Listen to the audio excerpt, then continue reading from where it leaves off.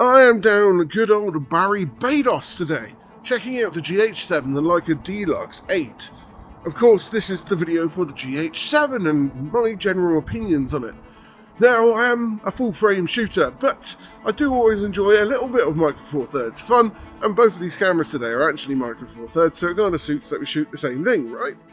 What you've got there is a 25.2 BSI Micro Four Thirds sensor, which means all of your lenses, as you probably know, because a lot of you are going to be Lumix shooters, at least GH shooters, are always going to be ×2, which actually gives you a lot of range, but because it's got a smaller sensor, it actually ends up being perhaps just a little bit sharper just in general when it comes to the Micro Four Thirds system comparative to the full frame system. That's one thing I would always say, is the footage looks quite digital. However, today, from what I've shot of it, so far from what I've looked at it, I've actually been really impressed with it.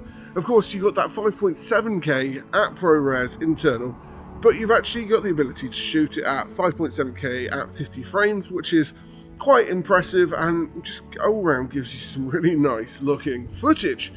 The other side of it, they have actually introduced 4K 120, but it is only at 420, which means you don't have as much wiggle room when it comes to the colour.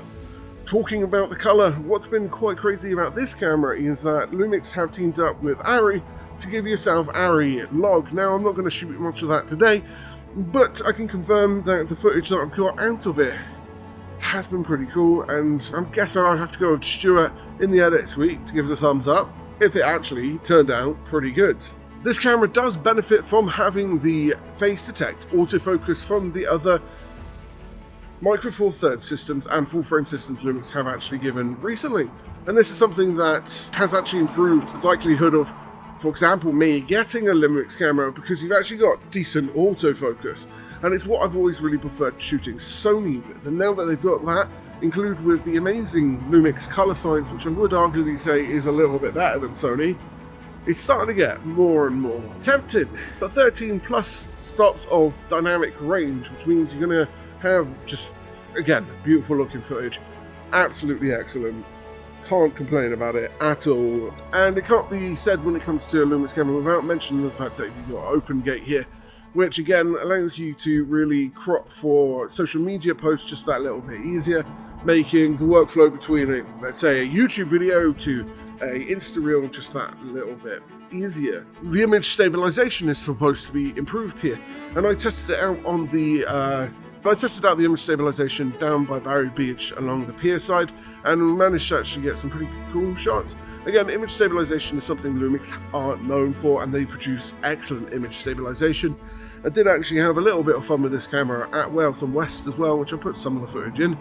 Didn't necessarily get too much time with it there, but you know, I was impressed with there, impressed with it here, so that is good.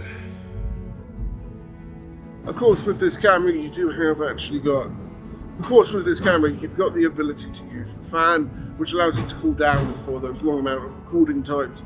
And this comes into one of the reasons why I'd be tempted to actually get this camera, is the fact they've actually got a new 32-bit float audio system with 4-channel audio through the hot shoe. So I've talked about it often on this channel. I feel like more manufacturers need to introduce hot shoe audio connectivity that you're most likely going to lose.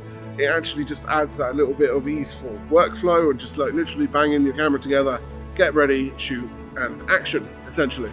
So what this XLR module does is allowing you to put, let's say, 2 podcast mics in, and because you've got that 5.7K, actually editing it is going to be beautiful as well, because you're going to be able to get multiple angles from just one shot, which is what I do with the 4K image from this camera, but it's not as good as actually having 5.6K, which will allow you to crop in more, and perhaps get in more gas, more kind of like awesome bits and pieces that you would otherwise not be able to get otherwise. I actually like the fact they've released the hot shoe audio connectivity.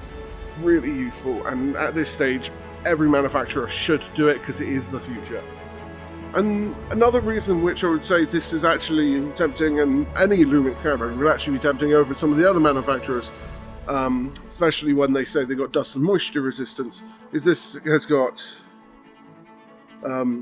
dust splash and freeze resistance up to -10, which, again, I'm not necessarily going to go into -10 degrees anywhere, any point soon, but knowing my camera can take it means I'm going to go out shooting with it more and perhaps get a different angle, different thing of creativity. I'm not going to worry about the camera actually breaking like my camera did out in Amsterdam.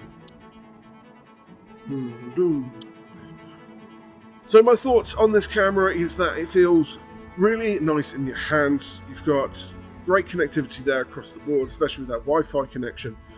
The camera is incredibly rugged, incredibly tough. You've got the brilliant footage out of there, as well as having that ARRI log is going to be excellent. Again, when it comes to Lumix, their color science is pretty good just off the bat, so you don't necessarily even need to shoot ARRI log, but I know a lot of filmmakers are going to be like, oh, ARRI log, yes, great, fantastic. Doesn't really matter, does it really? As long as you can get a decent looking footage out of it, that's all you really need. But the camera is really impressive, and if I was interested in a camera, Micro Four Thirds camera in particular, saying that I would actually be very interested in this camera, if anything, just to cover doing podcasts. I think it would do that really well. The other thing is, I like to carry less and less gear these days, and actually having a decent stabilization built into the camera is a more attractive option for myself.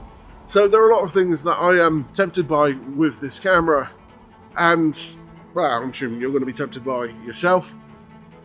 I don't know. Put your thoughts in down below. I hope you've enjoyed this video. Make sure you like, follow, and subscribe if you want to see more. Have a good day. Yes.